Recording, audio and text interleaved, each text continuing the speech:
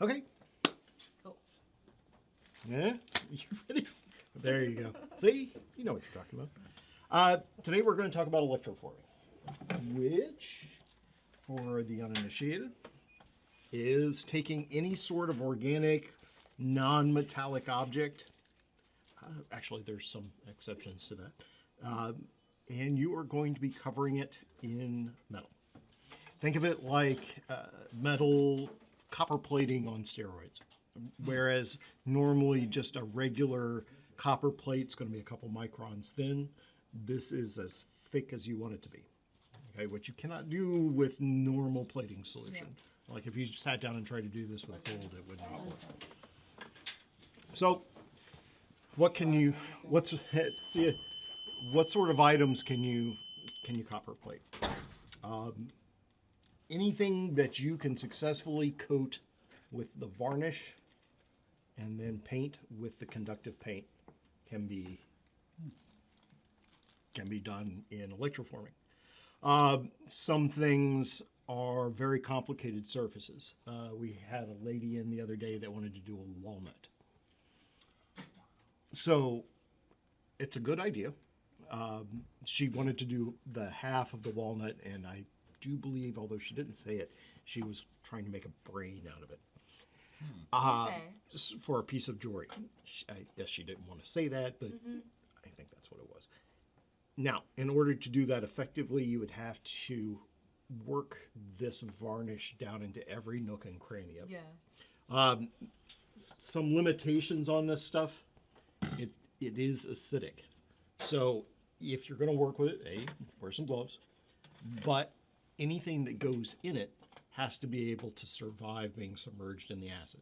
And we're not talking deadly, vicious acid. No, it's very light, fluffy. If you get it on your skin, it's not really going to hurt you at all.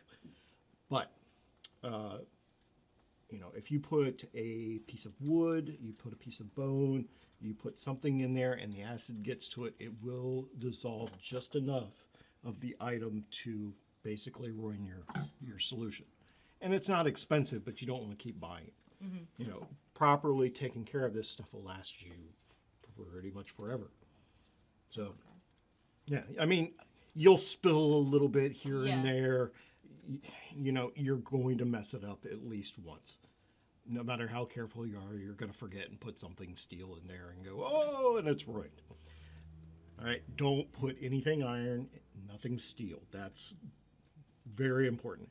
The organic matter, if you get something in there once in a while, it's not going to destroy it. But if you do it enough, it will contaminate the solution, and you'll have to pick up a new one. Okay, so enough scaring you about that. But take your time, make sure everything is coated well, give it plenty of time to dry, and then I think we're going to try, I'll just do a quick one of these. These are called ammonites. They are fossils that have been opalized, and I've been trying to come up with a good way of hanging one of these for a pendant. Now, I'm not going to do the whole thing because this takes a lot of time and I don't want to make you guys sit through all of it. But I use a brush, dip it in the varnish, and then I'm just going to apply a stripe of it around the perimeter of the ammonite.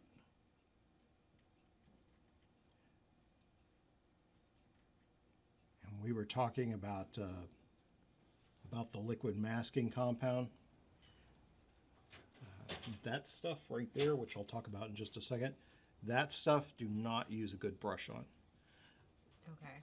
But the varnish and the conductive paint, go ahead and you don't have to get top of the line, but go over to an art supply store and pick up a reasonably priced selection of brushes. This type right here is called a filbert. And I find this and just a simple round brush to be about the most useful ones that I've come across. Filberts have the ability to cover a lot of area. And then if you turn them sideways, they make a very nice, you know, you're painting, so I'll speak directly to you, Joe. Oh, okay. The varnish is nice when you have a lot of control over it, but the conductive paint, it's nice to be able to put that right where you want to. It's kind of like peanut butter also as well. It has the tendency to jump onto you.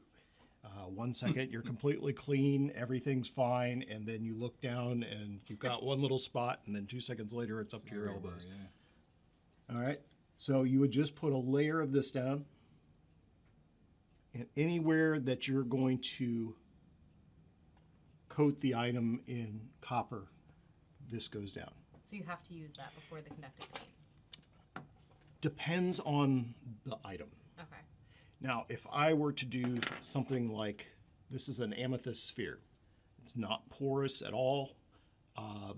I could paint the conductive paint directly on this.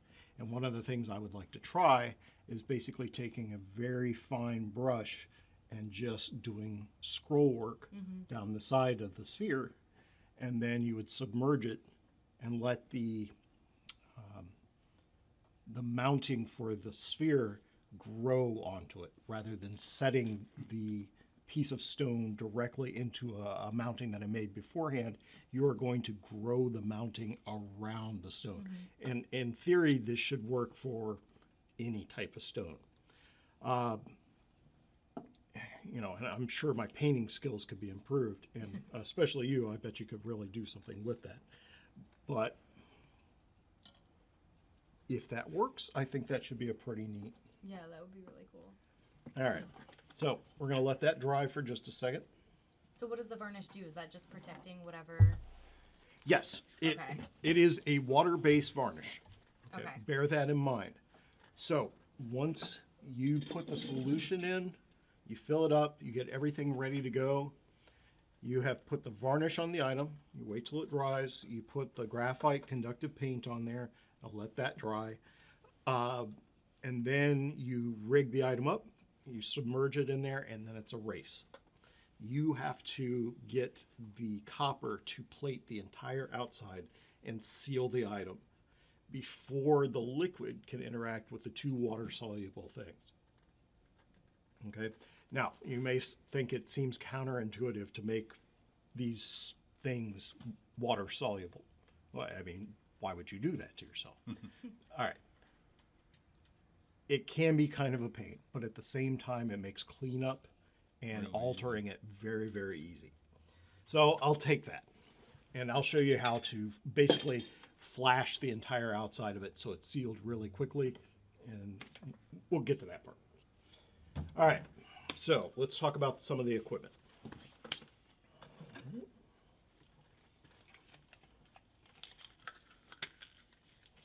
Try that again. Take two.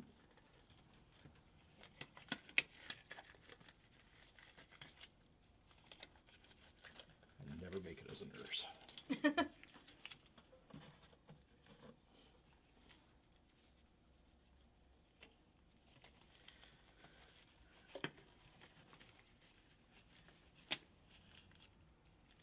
It makes for a great video, though.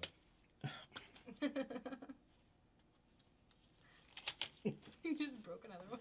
There was a hole already in it. That one was not entirely my fault.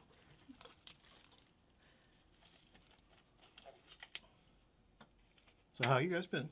Good. Let me show you how to do it. Looks like you need a little bigger gloves. Yeah, probably. You gotta make do with what you got. I have the opposite problem with gloves. You have to put the rubber bands around the wrist. Okay, so what we have here is this is the Sherry Hobbs system. This is an etcher and electroformer. This is going to be our electroforming tank.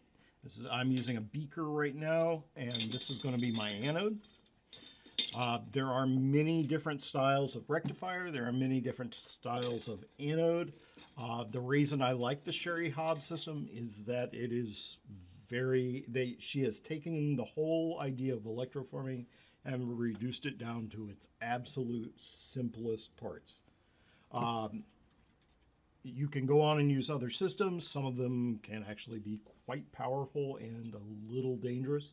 The Sherry Hob thing, you will never be able to put so much current through it that you would even be able to feel it. So it's safe, it's easy, it does a great job, and it's this thing. It's just a little tiny bot. All right, so as I explained before, this is the conductive paint. This is the sealer. I'll talk a little bit about liquid mask. You're going to have a funnel and coffee filters that go in the funnel. In order to keep your solution nice and fresh for years, filter it as often as you can. The little chunks of copper that form while you're doing this, the sludge, all of that, and any little thing that gets in there might contaminate the solution. You want to try to filter it out as soon as possible. And that will keep your electro juice in good top-notch condition.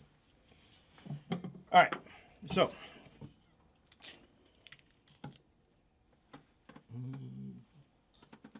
right, you coming along nicely?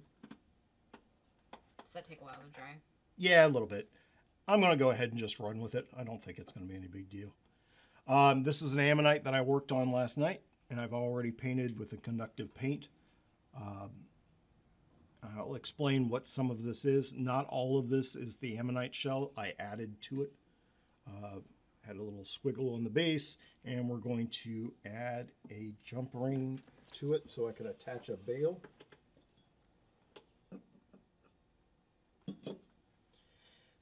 Now, one of the things that a lot of people do not consider when they are doing this is that this is very much like traditional jewelry work, silversmithing and things like that, but there is no soldering really. Okay, so when you lose your pliers, there we are.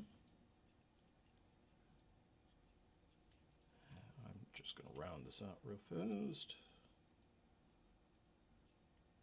So you want to add a piece of metal to the item. You don't have to solder it on. All you have to do is use super glue. Okay. Now, this is always a dicey operation, and I'm doing it in front of other people, so I'm sure that this will get interesting. But what I need to do is basically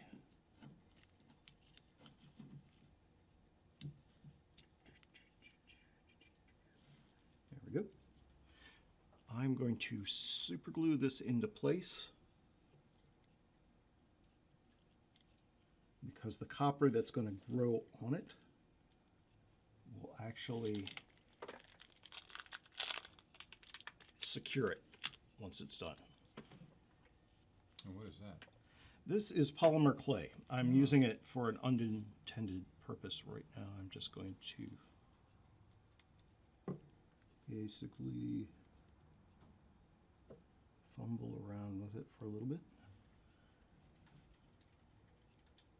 And this is going to be a little off kilter, but what the heck. So do you even have to solder the jump ring or the ring or whatever you're attaching to it beforehand if you're going to super glue it and electroform over I it? do. When I'm making the bales, I do solder them because I'd like to go back and round them. Okay. But it is by no means necessary. Okay. All right. So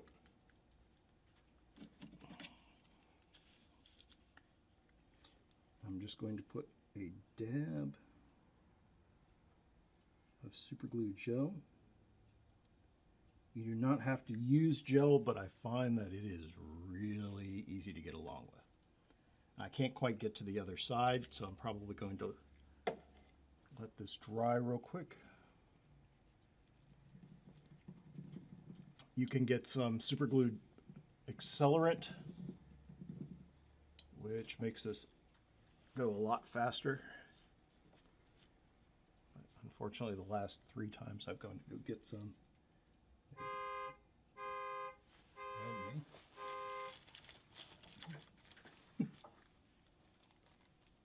What's super glue accelerant? It's a spray that you can put on super glue and it dries it instantly. Oh. Water helps. It's not perfect, but it will speed the process up a little bit. Baking soda will also work.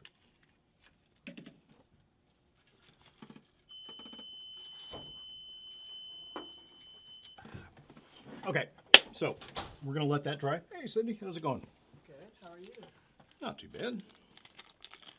We're going to talk about fillers. This is regular old polymer clay that you can get at any art supply store.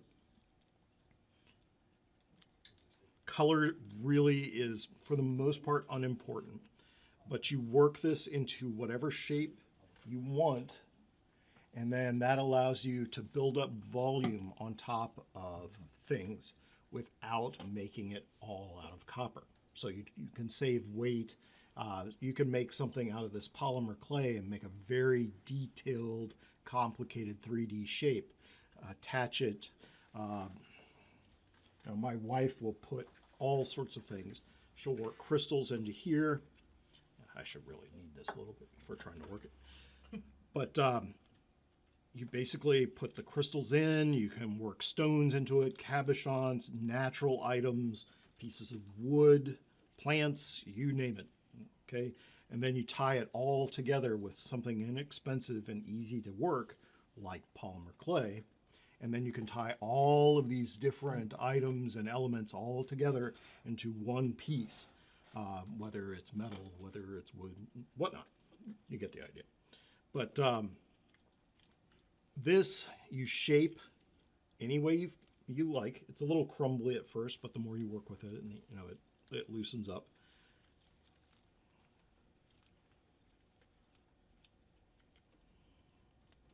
Okay, and then you can take, I don't really have anything in mind right now, but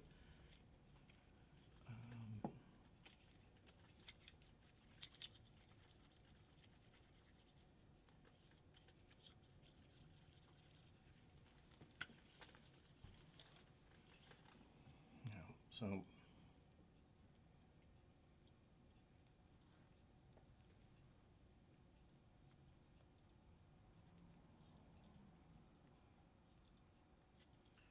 okay, it's not exactly what I'd call a masterpiece, but say that this is your heart's desire was to make this thing. So now you put your oven up to 275, you put that in, 30 minutes later, the clay is set, it's hard, and it can be sanded, cut, carved, anything like that that you want, and you can further refine the shape. You can also add more clay to it. I like to make certain elements, little fins or teeth or design accents, and I'll make those to the side, put them in the oven, harden them up, and then take them back out, and then apply them to the design later on. And then you would go on and seal this, and then varnish it, and cover it in the conductive paint, and then you would put this into the solution, and voila, you now have this weird organic setting for a stone, which then turns into metal. All right. So, When you said seal it, varnish it, and then do the paint, what do you mean by seal it? seal Varnish it? Yeah. Oh, okay.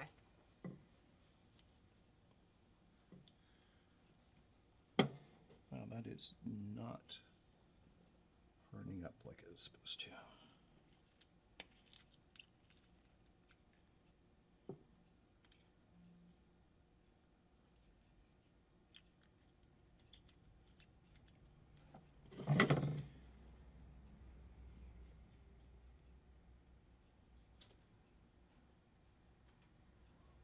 Sorry. sorry, my super glue gel. I don't know if That stuff The is f- crazy though. the frisket that's in there and the sealant, I don't know if that messed with the super glue or not. But try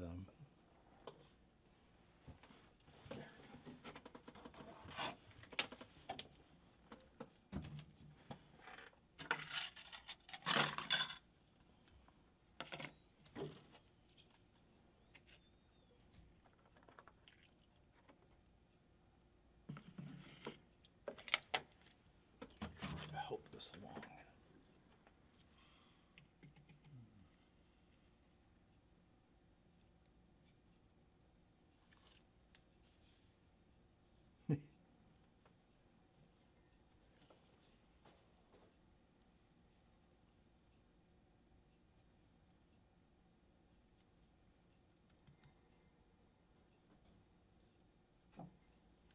Well, it wants to do it. Maybe I'm making matters worse. All right. Now, if nothing else, if this bail won't attach.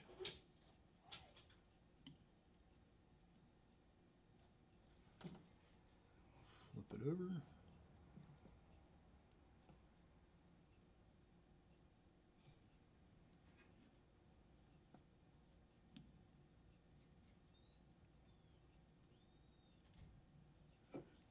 Alright.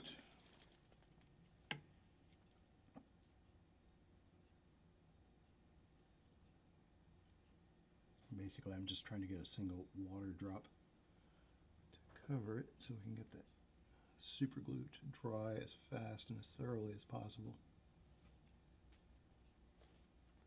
There we go.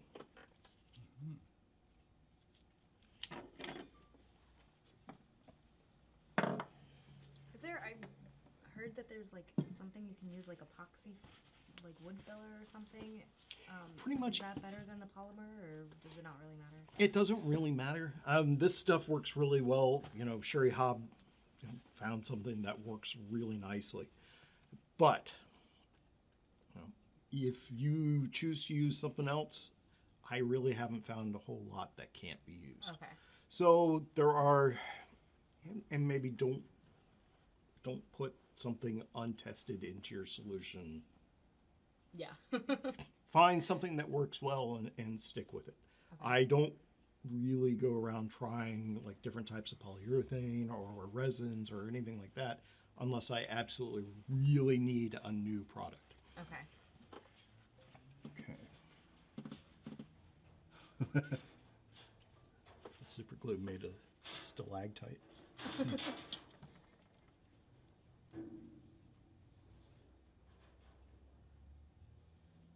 Oh, that's actually water filled. I was gonna say you didn't even put that much glue on it. You stay right there. No, I insist. Okay. Get some of this water back out of here.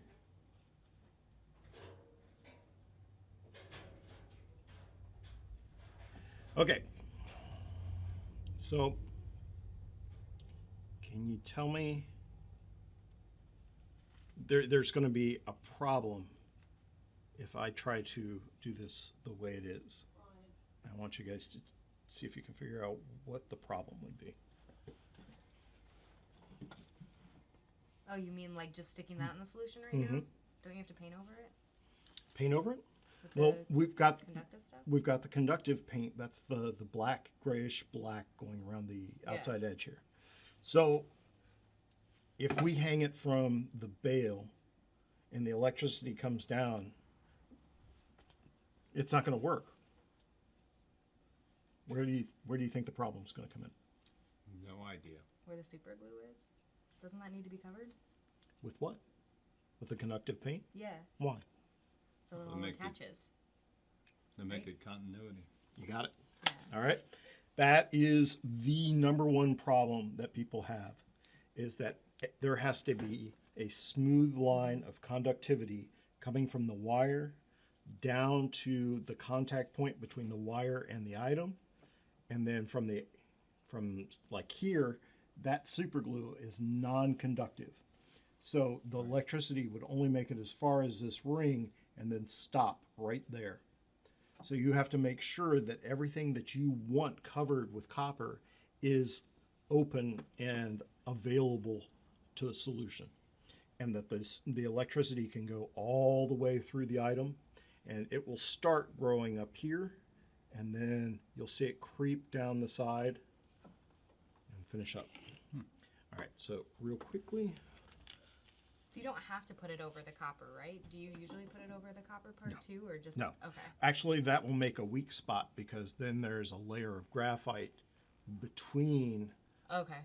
Okay, so that's not that bad.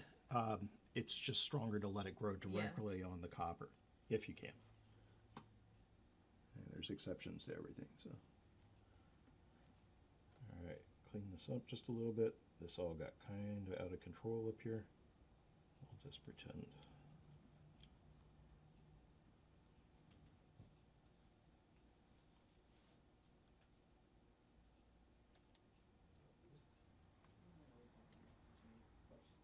Yeah, there's a little bit of glue up on the copper, so I'm actually going to go up there and make contact. Two items that I just wanted to see before. One is 15. All right, make sure that you've covered up any sort of glue that might have gotten on your previous conductive paint.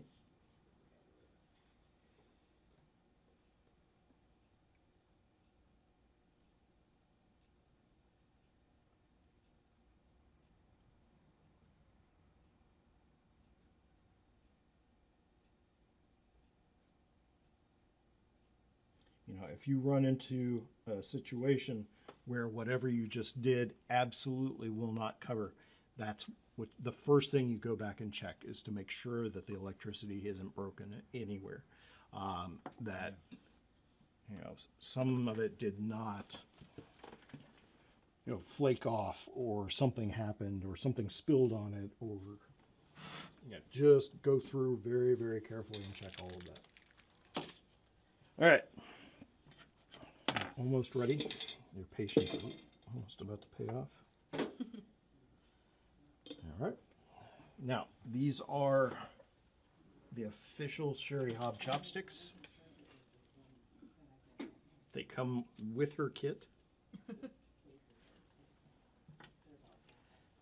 right. We're going to want to hang that about right at the mid-level. So I'm going to put a little hook to catch it, and then I'm going to make a bend. Be sure to allow enough room for it to hang. So about right there. And then I'm going to put a little bit here. Let me make it first, and then I'll explain why I did it. Oh, that's that slidey one? Okay. All right, so I've got this little shape that I bent into the wire. All right, what this is going to do, So it stays. just so it stays, it's going to be a little bit of a stabilizer. Yeah, this is I'm going to go ahead and cut this off.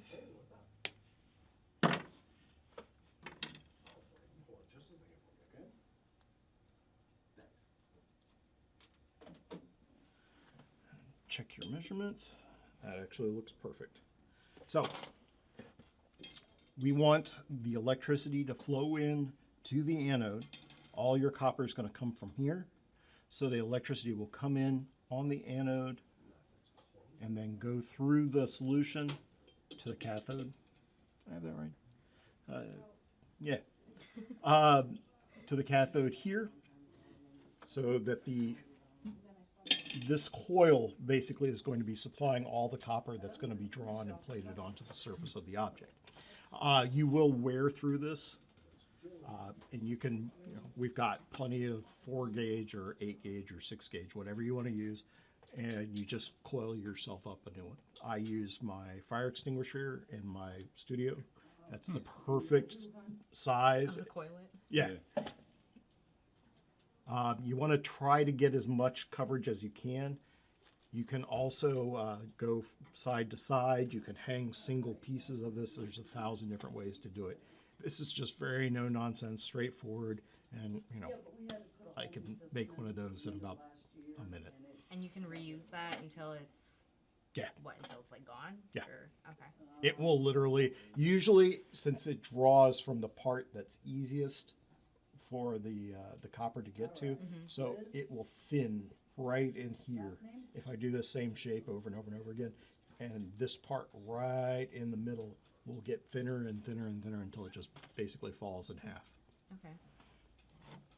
Okay, so here's your controller. You'll see it says etch and E-form on the top. So etching if you want to do etching, E-form if you want to do electroforming. Pretty straightforward.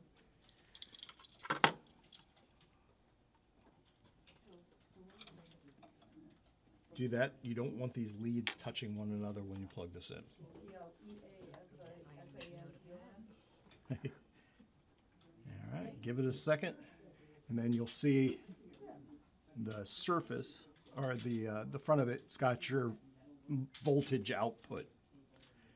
We're going to, for the first 5 minutes of this process, you're going to crank it up as high as it will go, which I think is at 2. Not a lot of voltage. Not a lot of amperage either. All right, so crank that up all the way. Now these wires, these leads are live. I am going to go ahead and add the solution. Why do you have to crank it up? Is that just so it covers the water-based stuff really fast? Yep. Okay. And we're going to explain why you don't want to do that all the time.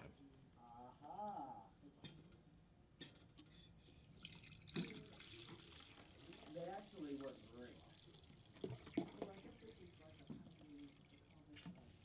Oh, yeah.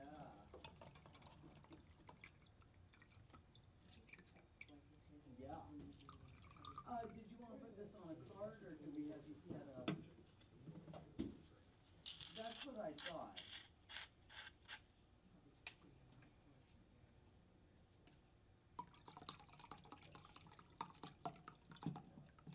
Yeah. All right, yep, I'll get this taken care of. There we go. Thank you. All right, bye-bye.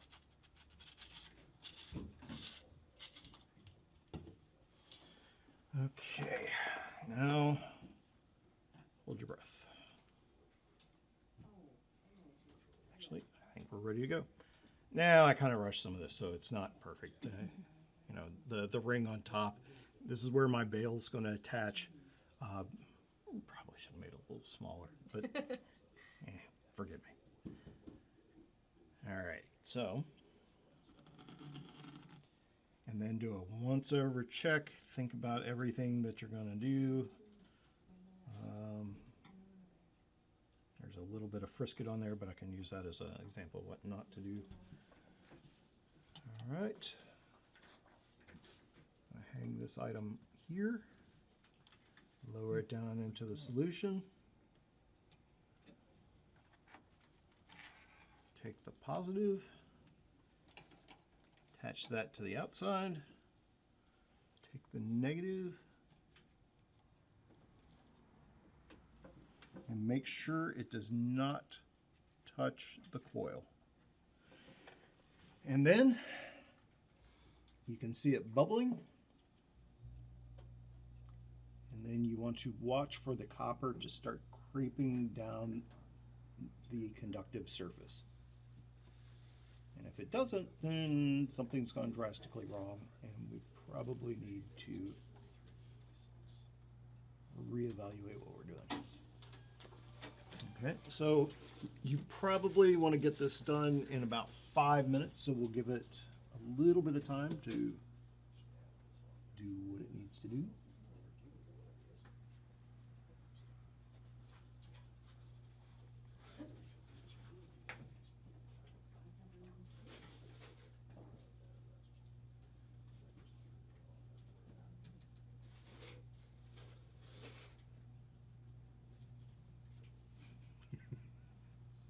No pressure.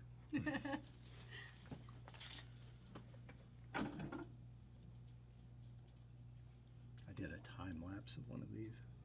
Really? Yeah, it's really neat. Some pieces can take a long time, right? Like Yeah. hours. Is that most of them? Sometimes it will take as much as like 24 to 36 hours. Wow. Like if it's a big piece, or if you If just it's a want a big lot piece. of copper. If you want, yes. Okay. Okay. The bigger the piece, the more voltage it will take. And there's the copper. Okay. Yeah. All right. So let's talk about why the high voltage and why the low voltage. Why would you want to go slower? High voltage at the beginning so that you cover it, like we talked about. Everything needs to be encased in the copper so that it can't be affected by the solution anymore. Okay? So you crank it up as high as it will go so that you can get that step done in 5 minutes or less. So why don't you leave it on there like that all the time? You want to take a stab at it? Doesn't that make it like super lumpy? Yes. The stronger the current, the more power you have flowing through the item, the more aggressive the copper growth, and it turns almost fractal. It just like unchecked crystalline copper growth, and it will give it almost a fuzzy appearance, and it can turn into little bubbly lumps, which actually is quite pretty if you well, although Want that, huh? if you want that. It can also make a very porous, foamy type of copper that has absolutely no strength whatsoever, and it will just crumble.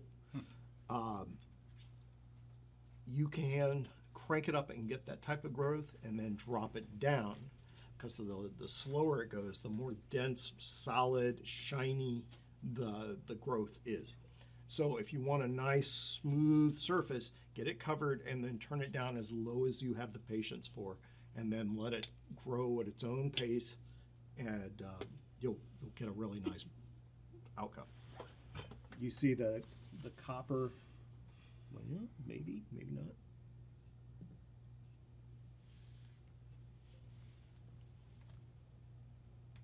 I see a little bit here. I think you actually. Now watch the hook especially. See all that growth Oh, on the yeah. wire? Wow. Oh, yeah. Oh, so it starts at the top. Yep. Oh, that would make sense. Now, I gotta take a look because this should have grown beyond that contact point. It's over the super glue. Yeah, it is a little bit. Yeah, not as much as I would like.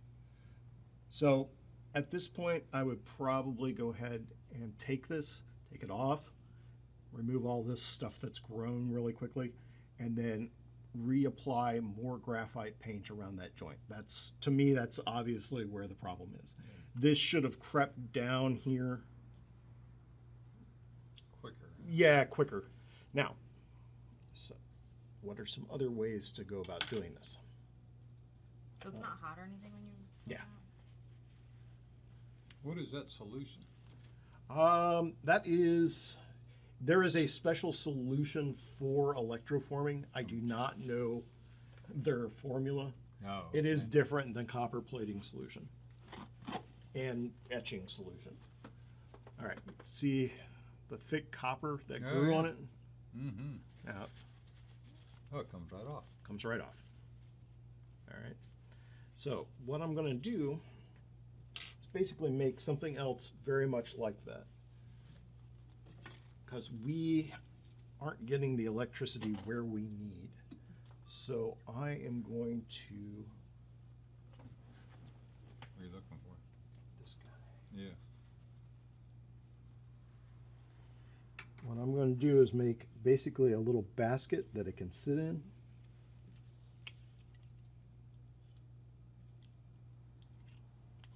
Why? Just so there's more copper touching it? Yep.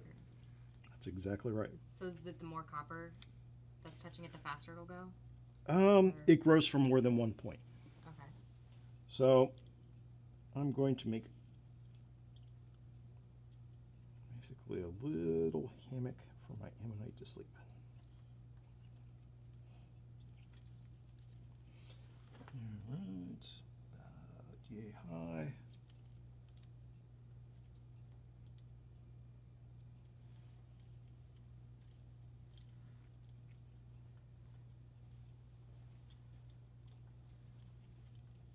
mean, I would rather go back in and repaint this, but I'd like you guys to at least see some of like a successful run of this. Well, you just have to paint up around the hook or The glue part, right? Yeah. Is that where it wasn't? Yeah. I think that it was just a break in that, because I tried to rush that super glue and it got messy. And I think some of that affected the way you could see that it clogged up that portion. oh yeah. And once you're done, you're able to clean up that part, like Oh, yeah. the ring part and everything. Remember, once you're done with this, it's metal. You can Yeah. treat it just like any other metal. You can carve it, sand it, polish it, do whatever you want. Usually I take the items and put them in the tumbler when I'm done. Okay. All right, my magic chopsticks.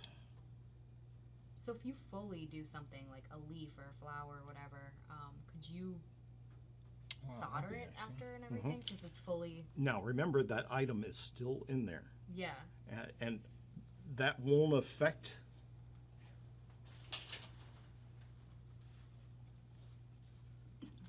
That won't affect it, but there may be.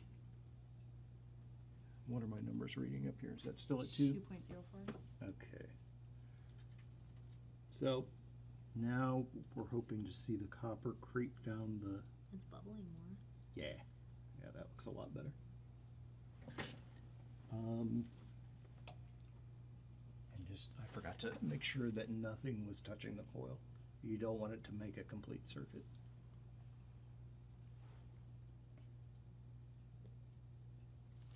And it doesn't stick to the cage that it's touching?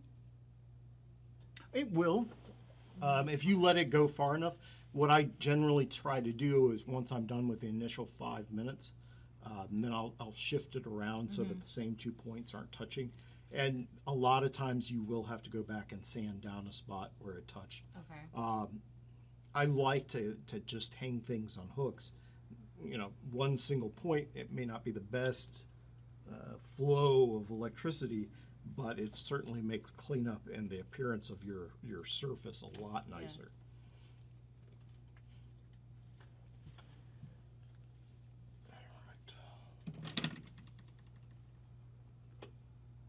Yeah.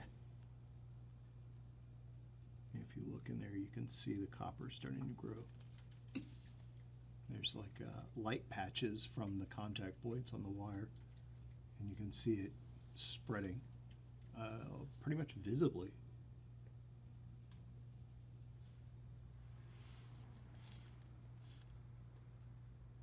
That's the way it's supposed to work. So that you guys should be able to see it in all its glory here in a couple minutes. So, do you have any questions? Not yet. How about you, Jer? It's all very interesting. Yeah. What does it cost for all the equipment? What Approximately. the little controllers? The kit was like $370. I don't know if that's all you need. Yeah, I think that's pretty much everything. Wow. Yeah, I think it. I think there were different versions of the kit. $295, the complete kit Yeah, the master kit. $390. $390. Oh wow. All right, cool. And the master kit also gives you the etching solutions and stuff too, so that you can etch. Oh, really? Mm-hmm. It's almost completely covered. What was the first thing you Wow. said? The controller by itself is $295. Okay. And the kit for just what he's doing there is $370. Okay, so that's for what I $20 thought. more, you get the master kit and it has everything in it. Yeah. Now, we've gone through and electroformed almost everything in our yard. Twigs, leaves, You'll have bugs. to mow Do you then. have a yard anymore? Yes. And you can do flowers, all sorts of stuff. It's a lot of fun. A friend of mine does little tiny terrariums, and she sells them on her Etsy Wow. her Etsy shop, and she electroforms bumblebees that died of natural causes, Mm-hmm. and then makes them look like they're in flight, Oh, cool. Oh, wow. and people love them. She'll do. She takes cicada wings and then electroforms those and makes little tiny bronze fairies and the whole 9 yards. Yeah, That's so it's cool. pretty neat. Now, one last thing to talk about is that you can go on and plate this with whatever you like. So it doesn't just need to be copper. You're not going to be able to electroform anything other than copper, but that does not stop you from putting whatever metal you like on it after you're done.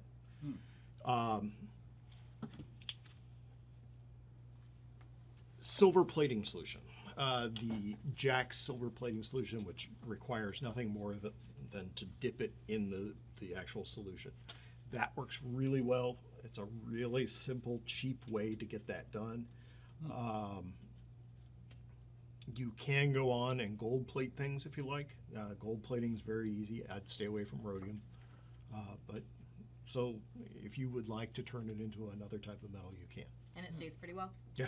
Yeah, I mean, if you want it to last for a really long time, then plate it like 3 or 4 times. Okay. I've got a gold clasp on my necklace that, I plate 3 times and it lasts me about 3 years. Okay. And then whatever, like, this is sealed, but you want to keep it sealed when you're plating it, right? Or do you have to? Yeah, the plating solution, the one from Jack's is not bad.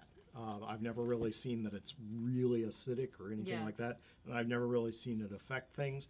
It's good to make sure, but like the professional plating solutions can be acidic. Okay. Can be. But a lot of them are pretty rough. So if you've got something that's fragile, you may want to take the time to seal it back up.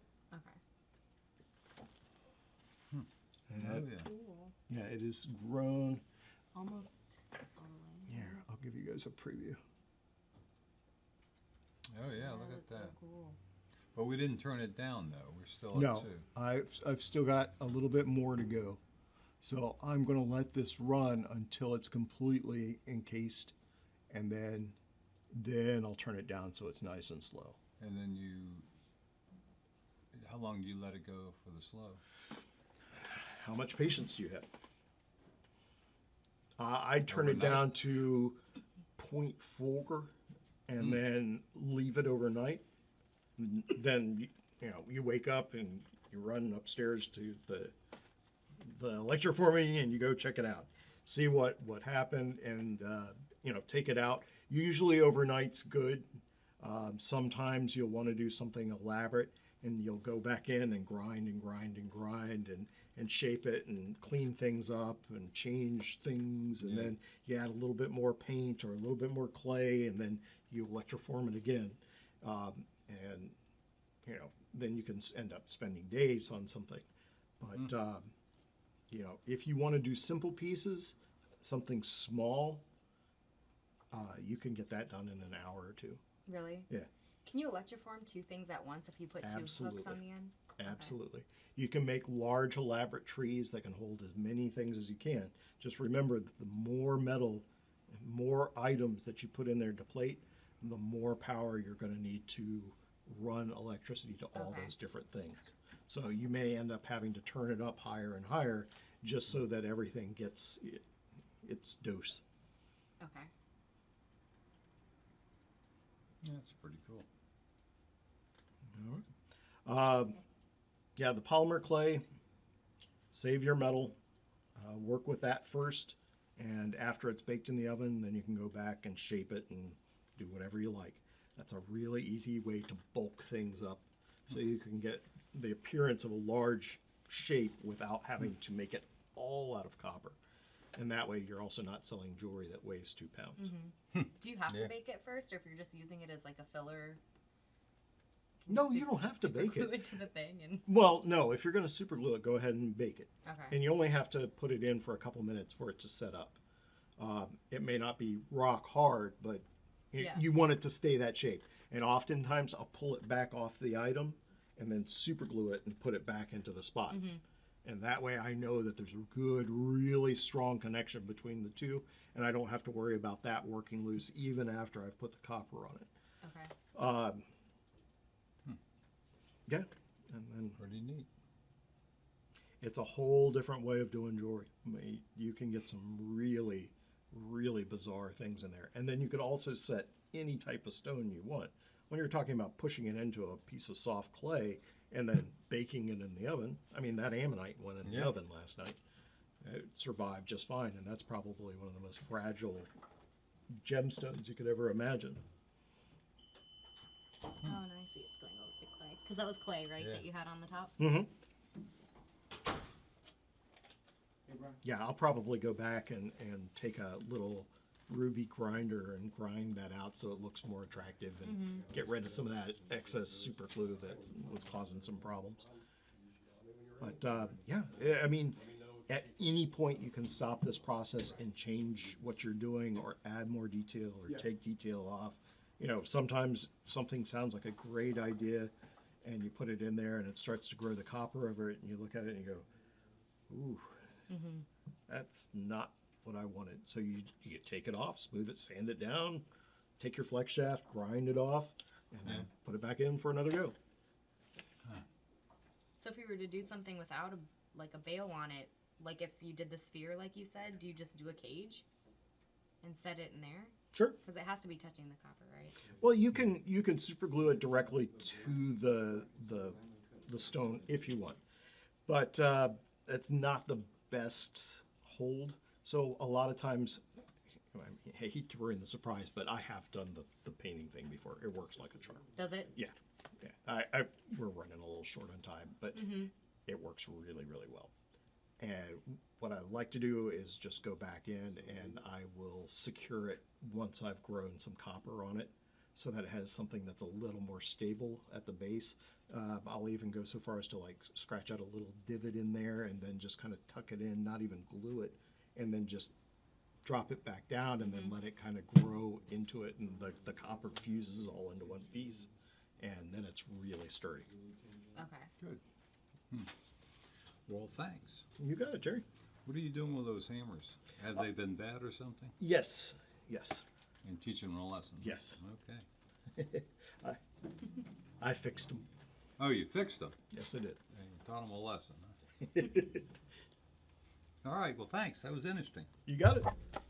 It's a little more than I want to tackle right now, but it's pretty cool. Yeah. I just wanted you to know what you can do. Yeah. All righty. See y'all probably maybe tomorrow. All right. See you later. Thanks, Jerry. So for this piece, how long would you keep this one for? Like you personally? A couple hours? Yeah. Because that covered pretty quickly.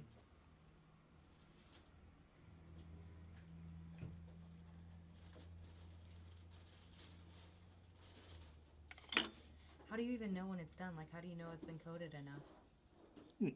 You know. You'll be able to feel it.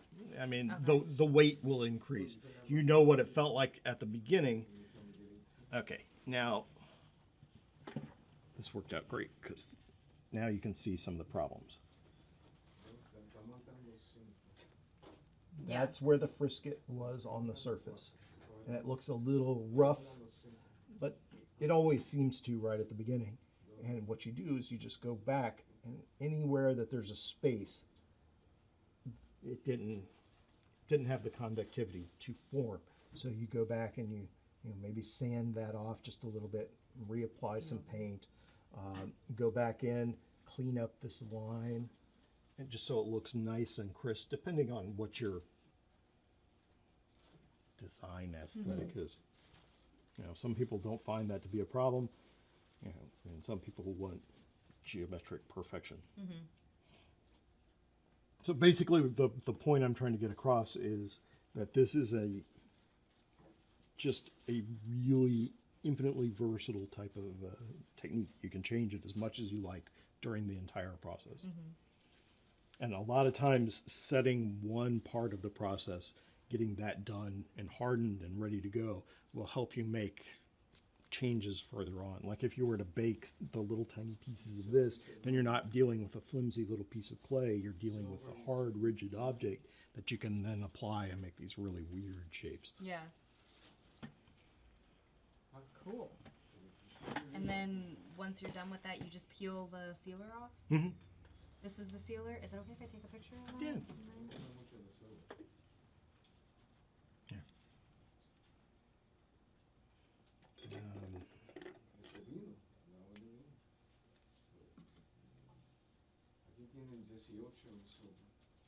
you just hook it, and then the whole thing. Oh, okay. And then it just pulls up off the surface. Very much like a latex glove. Yeah. And it all comes off in one piece. And you only have to seal the part that isn't covered by the paint, right? You didn't seal that until after you painted it? Right. Okay.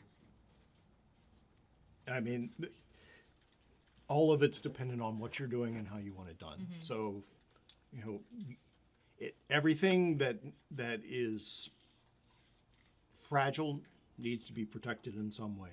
Everything that wants to be covered needs to be conductive in some way. And there's 20 different ways to arrive at both of those things. So you can pick and choose how you want to do it for that particular project. So long as you know, protect what needs to be protected and conduct what needs to be conducted. You know, and then don't contaminate your solution. Yeah. Follow those 3 rules and you're good. You can tell when the solution's contaminated. It just won't work. Yeah, no matter what you do, it just won't work. Okay. Cool. You know, try taking a copper ring and drop it in there, and if it does not grow, it does not have any extra copper deposited on it, and you're absolutely sure of the electricity coming through, and it's a good bet that something got into your solution. Okay. All right, so the red goes on the big part. The black goes on the little part. Think of it, this is the positive, so the electricity is coming through, and it's attaching to the part that's going to cover your item. Yeah. Okay. So the electricity goes through the red and then back out through the black. So think of it like a water flow. okay. Like you're, making a water slide or something like that. Here's the water coming down this way. It goes in, and then it's going to jump through the solution to the black wire, and then that's where the copper gets deposited. Also, you don't want to put your alligator clips in the solution. Okay. So the copper that you have in there right now, how many times, have you used that quite a few times? Or am I gonna fly through copper when I No, actually, if you're anyone but my wife, it will last you for a very good long time. Okay, she does pretty big pieces, doesn't she? Huge, 'Cause I've seen her. ginormous, Okay. gigunda pieces. She puts a lot of copper on there. But Okay. copper is very cheap. Yeah. So go nuts. Do whatever you like. If you keep it small, and all your bulk is done by the polymer clay, then you're dealing with fairly thin little coatings. You're talking maybe twice the thickness of aluminum foil, or maybe more, depending on how solid you want it to be. It'll last you a month, Really? maybe 2 months. And just depends on how much work you do. And the longer you keep it in there, it'll just keep getting thicker, right? Thicker and thicker and thicker.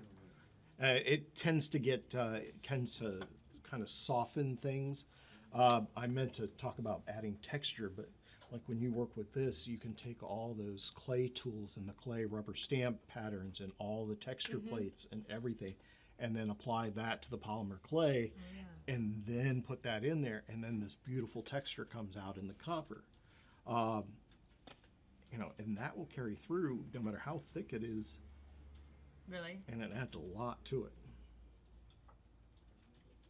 Oh, cool. If it starts to get too soft, then you can always, take it out and kind of refine the look. Yeah. Sand it down a little bit here and there, and then put it back in.